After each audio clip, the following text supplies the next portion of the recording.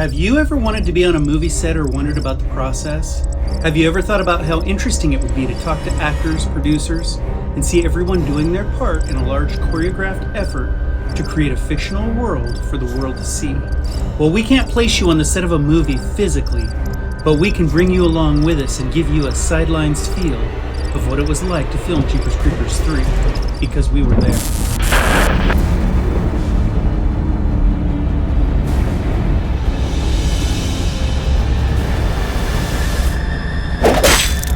Now, many of you know we own one of the original Creeper trucks made by the company in 2001 for Jeepers Creepers, and then used again to create Jeepers Creepers 3 in 2017. It's interesting owning a rolling movie star, but it's also a magic key that unlocks the mysterious world of movie making. We were able to use the truck to talk to directors, producers, actors, and everyone else involved in the industry. When we started the restoration of the Creeper truck in 2012, we emailed a number of people responsible for making Jeepers Creepers so that we could find out as much about the truck as possible. One responded, and then another, and before long we were talking to everyone responsible for making one of the greatest horror movies of all time. As the truck's restoration was coming to a close, many of those same people emailed us to find out the status of the truck and if it would be available to work in Jeepers Creepers 3. Now, we know the third installment wasn't the strongest horror movie ever made, and we wish we could have been on the set for the making of the first movie. But it was still an incredible journey. We'd like to invite you backstage so that you can feel like you were on the sidelines while they were making a horror movie. Come on. What's this thing on the front? What thing? This thing I'm peeing on. It's a cow catcher. They put it on front of trains back in the old days. Who'd put it on a truck?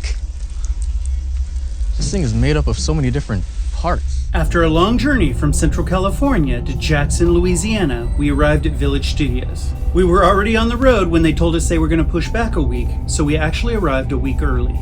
But that was okay, and they arranged for extra accommodations. The Creeper truck had shipped and arrived a few weeks earlier to be available for prep if needed. And 3 or 4 months before that, the director had requested that I be on set during filming. In the event the truck needed any modifications, I would be present and could approve them immediately, saving the company a lot of time and money. Well, it goes without saying that I told him I'd be there, and I asked if my wife and daughter could join me, and he agreed.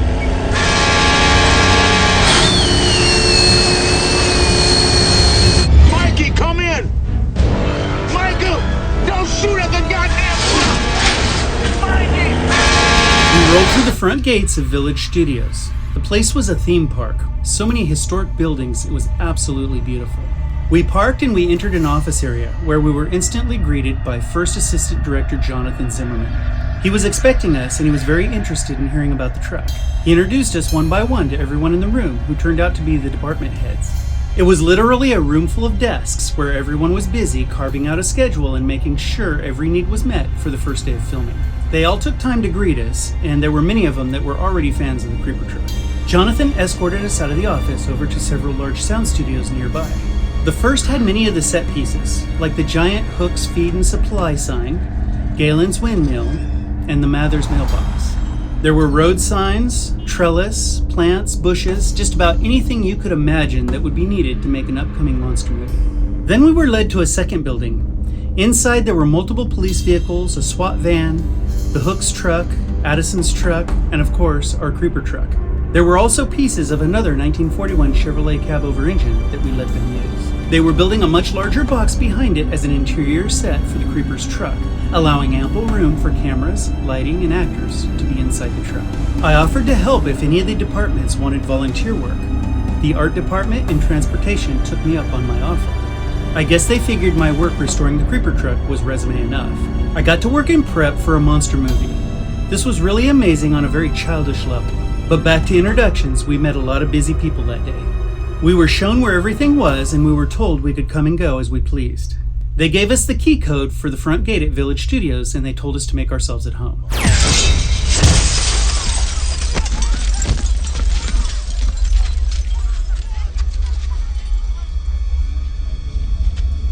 A few days before filming started, we received an electronic call sheet.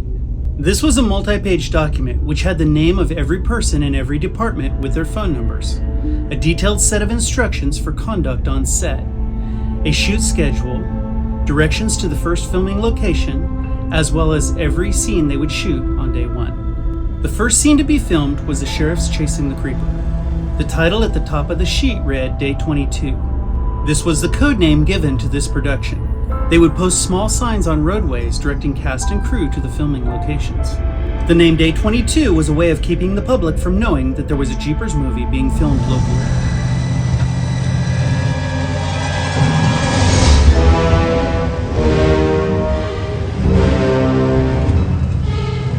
Holy Mary, Mother of God. You son of a bitch. The first day of filming arrived and the call was 7:30 a.m. We arrived on location and parked in a large parking lot with 40 or 50 other vehicles. From there, we would take shuttle vans to and from set so that they could control traffic. These vans would constantly make trips from the set to the parking lot and back. You could catch one anytime you wanted. The only time they didn't run is when the camera was rolling. There were 3 shuttle vans total. 2 were for the crew and 1 was for the cast. We were able to take any shuttle van we wanted since they considered the creeper truck to be part of the cast. We rode to set with Brandon Smith, a few of the creeper hunters, and a couple of the stunt guys. When we arrived on set, everyone was busy getting ready for filming. The creeper truck and the creeper hunters dually were sitting alongside the road. There was a stunt driver who was being fitted for a partial creeper costume, including a short coat, a hat, and a face wrap. The first thing we did was ask if we could take pictures. A couple of important people looked at each other and said, "No photography." Then one of them said, "Hold on," and I saw him go over and talk to the director. The director looked our direction and shook his head yes, we had permission. They asked us not to share any photos to social media for several months. They also asked if they would have access to the photos if they needed any. We of course told them they could have any of the photos that they wanted, and after the movie wrapped, we did share quite a few photos with them. As I initially scanned around the set, I noticed right away that no one had dressed the back windows on the creeper's truck. They were still perfectly black, beautifully tinted windows, and they didn't match the first movie at all. I went over to the director and I told him I needed a moment.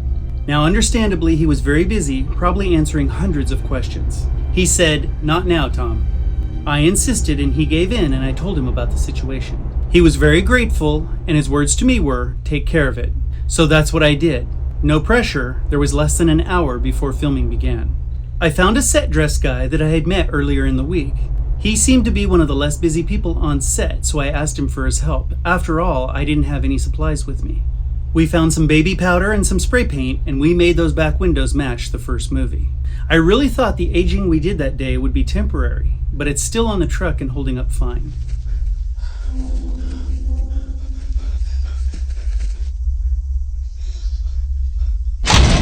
The first assistant director gathered everyone around and went over some fast rules that would be in effect for 5 weeks of filming. These rules included being quiet on set, leaving private property areas clean, everyone being helpful, and so on. He ended his introduction with "Have a good shoot." 60 or 70 people hollered back, and filming began. They loaded up the insert car, which is a studio on wheels, carrying the director of photography, lighting, cameras, sound, and crew. The insert car started moving, followed by the creeper's truck and the creeper hunter's dually. They would be gone for 5 or 10 minutes at a time and then return, picking up necessary shots of the chase scene. Before long, the first assistant director's voice crackled on the radio. We were all moving to the chase set. Everyone packed up and we moved just down the road where they had been driving back and forth filming for a couple of hours. When we got there, they had already decided which direction the cameras would be facing, and they told everyone where to stand. The crew also brought 7 or 8 trucks of various sizes that contained things they would need. We were getting ready to shoot the explosion scene where Sergeant Tubbs shoots one of the rolling mines. Everyone important to the scene gathered around so the director could go over some last-minute details. The armorer came out and distributed earplugs to everyone who wanted them, and then they did some tests with blanks in Sergeant Tubbs' rifle. After that, they did a few short practices, ran through some lines, and then everyone got in their vehicles. The cameras were not moving this time in the insert car. They were stationary on the ground, and there were drones in the air. The first assistant director's voice rang out loud. "Quiet on set. Camera A, rolling. Camera B, rolling. Sound, rolling. Quiet on set. And action." Vehicles started moving. Actors started moving around inside delivering their lines, and Tubbs was swinging his rifle around, aiming it out the passenger window. It was so surreal to see this all happening right before my eyes. Before long, it was lunchtime.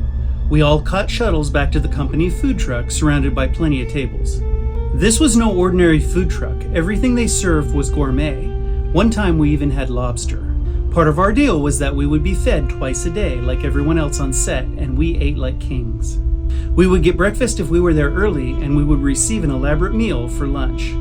Creeper hunters sat with executives, cast sat with crew, and everyone relived the first half day of filming while they prepared for the second half.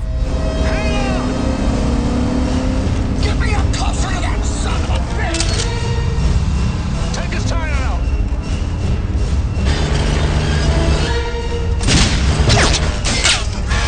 When lunch was over, we all shuttled back out to set. As I was standing there waiting to see what was next, the director of photography, Don Fauntleroy, walked up to me and started a conversation. I had known Donnie for quite a long time. He told me he loved the truck, that it was very camera friendly, and that we did a great job on the restoration. As he started to walk away, he smiled and said I should be driving my truck. I hadn't given this any thought, and I told him I wasn't union and I wasn't a stunt driver. He asked if the truck was registered and insured to me, and I said yes. He asked where in the country I couldn't drive my truck legally on a public road. I watched him walk over and talk to a couple of people, and before I knew it, I was behind the wheel. I drove the truck for a couple of hours that day. Any shot that was filmed from the rear of the truck, which turned out to be most of the drone shots, I was in the driver's seat. I had a radio and they told me to set the pace at about 25 miles an hour. Now some of you may not know this, but most chase scenes are filmed slower and then they're sped up to look fast. This was especially true on this day because there were multiple vehicles and a drone that were all involved in the scene. Then I heard my radio crackle a familiar sound. Camera A rolling. Drone in the air. This made me really nervous. Sound rolling. Quiet on set. And action. It's still hard for me to believe that I was a driver for the filming of a movie. We made multiple passes and it seemed like we filmed forever, but eventually my radio crackled again and I heard the words, "moving on." This meant it was time to go to the next scene, which in this case meant the next set. We were told we were moving just down the road. Everyone packed up, we got on shuttle vans, and we moved to our new set location.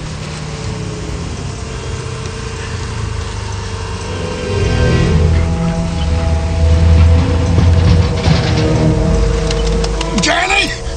When we arrived, we found out the next scene had already been set up. It was the scene where the sheriffs were attacked by the creeper after their truck had rolled. They had a cracked windshield all set up to shoot a camera through. And Jonathan Breck drove the creeper's truck into position that day out in the middle of the field. This was a fun part of the day. My wife was our personal photographer for most of the production. For this scene, they let my wife lay in the tall grass between the camera and the creeper in his truck. She had to stay low, but she got some awesome shots. And Jonathan Breck was really throwing his creeper stars that day, and one of them got lost in the grass. There was a massive search, and the lucky person would have been able to keep their prize that day. But we never did find it. Either someone pocketed it, or there's still a creeper star laying out in the middle of a field in Louisiana. Before long, we were moving on to the last scene of the day. Everybody packed up and we moved a little further down the road once again.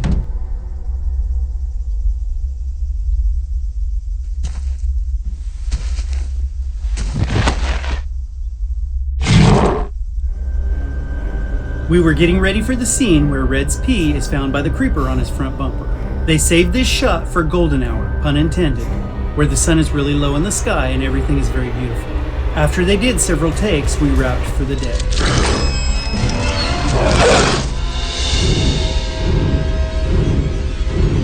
Day 1 of day 22 was finished and we headed back to the hotel. It was an awesome experience to say the least, but we were exhausted. We will share more on-set experiences with you in the future. For now, we'll wrap this here, but we hope that you enjoyed getting a sideline ticket to the first day of filming a horror movie. Now, if you like behind-the-scenes material, speculation videos, and the original Screen Used Jeepers Creepers truck, then sub up and join this family. And until next time, we'll see ya.